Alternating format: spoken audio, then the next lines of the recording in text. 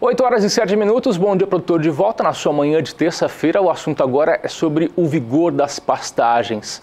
O produtor rural que fez a lição de casa e se preparou para a época da seca está contente, mas isso porque houve um planejamento. Então, por isso, muito importante você fazer o seu planejamento. Sobre o vigor das pastagens nessa época de seca, nós vamos conversar com o João Pedro Cuti Dias.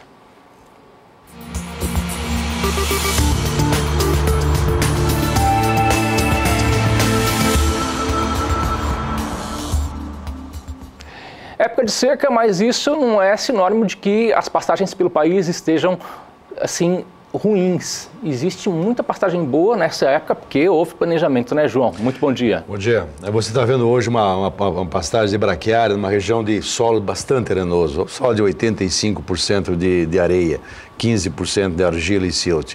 E é uma área que teve soja. Colheu soja e plantou-se braquiária. Quando você olha essa massa verde aí, eu fico sonhando em botar um gado em cima dela. Você tem muitas regiões que o pessoal faz isso, eles colhem a soja, plantam braquiária, ocupam essa área de março até setembro, aí em setembro tira o gado, deixa desenvolver a braquiária e aí se planta a soja. Nós estamos vendo aí as imagens do interior do estado, em Bandeirantes, é isso? Bandeirantes, aqui próximo de Campo Grande. E o que resultou nesse resultado assim fantástico dessas pastagens com tanto tamanho e vigor, João? A braquiária é uma planta excepcional, é uma planta que revolucionou o cerrado brasileiro.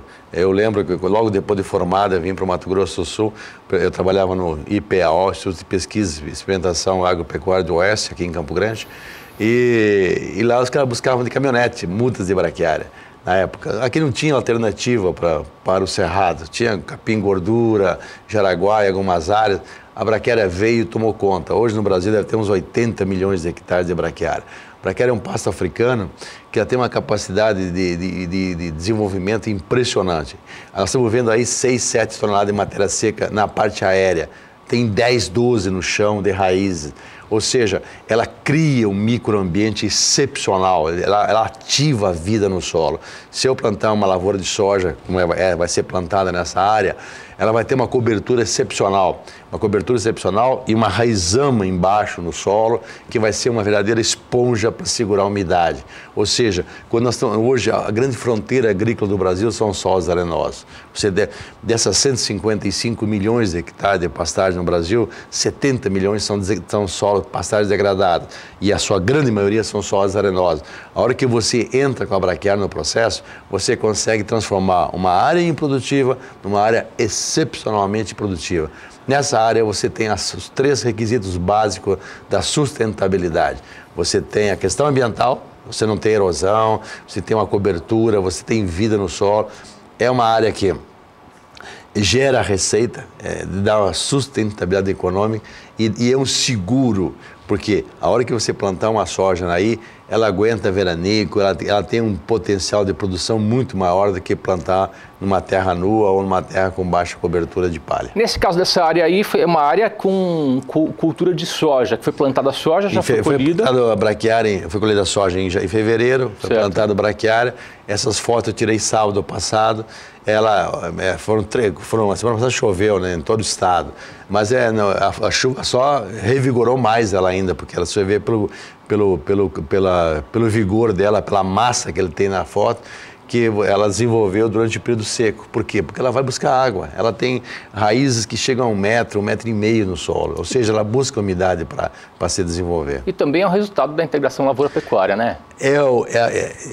Essa é uma área, por exemplo, essa casa não tem gado, mas em outras áreas equivalentes a essa, você põe 4 unidades animais de 450 quilos por hectare, ganhando 800 gramas, 700 gramas por dia. Se você projetar durante os 180 dias, nós estamos falando em 10, 12 arroba de carne no período de seca, que é o período crítico no centro-oeste brasileiro. Ou seja, essa integração agricultura-pecuária, ela produz a arroba mais barata de boi que existe e de excepcional qualidade. A cartilha para o produtor que quer ter resultado é planejamento, né, João? produtor tem que ter tecnologia, tem que procurar uma boa assistência técnica, ele tem que planejar o seu negócio. Eu sempre falo, hoje mesmo eu vou fazer uma palestra em Nova Andradina e amanhã em Deodápolis. Eu vou falar para o pessoal, olha, o negócio é o seguinte, você tem uma área degradada, tem uma pastagem de baixa capacidade de suporte, recupera ela, não precisa fazer 100% da área, faz 20%, 10%, sei lá, quanto você puder, recupera. Se você fica com ela usando durante um ano, quando chegar a época da chuva, se você não quiser mexer com lavoura, arrenda para um agricultor. Aí ele vai plantar soja, com o compromisso que ele colha essa soja até o fim de janeiro, de planta e braquiária, aí você vai usá-la de março até setembro. Os dois vão ganhar, o pecuarista e o agricultor. E você tem essa pastagem, ao invés de ser uma linha descendente, ela vai ser uma linha ascendente de produção. Porque cada vez que eu colocar a lavoura, eu estou enriquecendo o solo, eu estou colocando nitrogênio no processo, eu estou melhorando as condições de produção dessa pastagem. Um pasto desse, meu amigo, isso é folha, esse é um pasto com alto teor de proteína, o gado gosta, o gado muda, você bota um gado meio magro, mostrando costela, 90 dias está um gado gordo já. Como você disse, o solo fica mais fértil para as próximas culturas que vêm a seguir, né? É um processo de ganha-ganha, ou seja, tanto o pecuarista vai ganhar como o agricultor vai ganhar, porque a soja é uma cultura hoje que está em todo o Brasil e ela casa muito bem nesse modelo. Perfeito, João. Muito obrigado pela participação. Obrigado, bom trabalho. Até amanhã.